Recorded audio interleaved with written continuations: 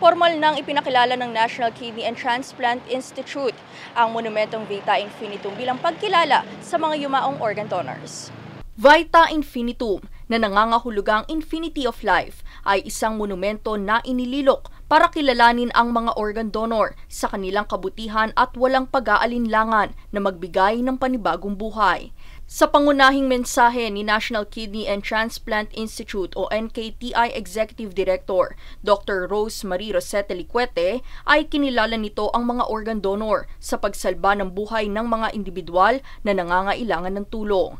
We honor the selfless generosity, act of charity, and eternal love of their families, whose gifts have transformed and extended the lives of our countless patients. Anya, ang pinakabatang organ donor nito ay ang Filipino-American na 3 taong gulang lamang.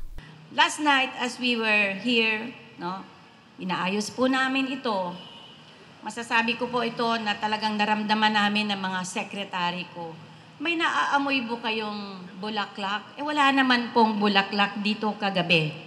So they must have visited us last night and I was very happy.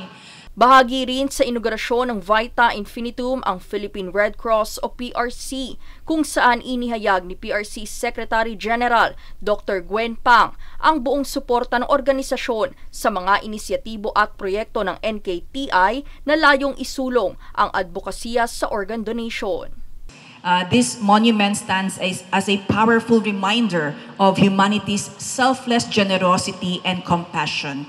A monument demonstrating our tribute to extraordinary individuals who, in their final moments, choose to give others the ultimate gift, a chance at life.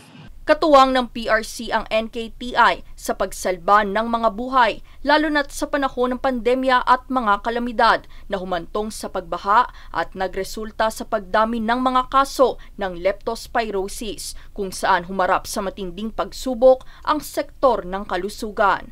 Ayon kay Pang, handog ng PRC ang psychosocial support sa mga pamilyang nagdadalamhati, kung saan patuloy din itong isinasailalim sa pagsasanay ang mas maraming volunteers para sa pagpapalaganap ng kaalaman ukol sa kahalagahan ng organ donation.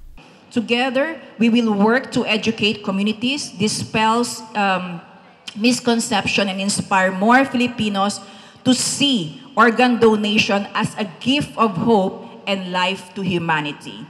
Sa mensahe naman ni Senator Christopher Bongo ay ipinarating nito ang kanyang buong suporta sa organ donation at transplantation ng NKTI. Bilang chairperson ng Senate Committee on Health and Demography ay naniniwala si Go na dapat nabigyang kamalayan ang publiko ukol sa benepisyo ng organ donations. Isinagawa naman ang releasing of butterflies bago matapos ang programa bilang pagpupugay sa mga yumaong organ donor. Daniza Lopez, nag-uulat para sa One Media Network.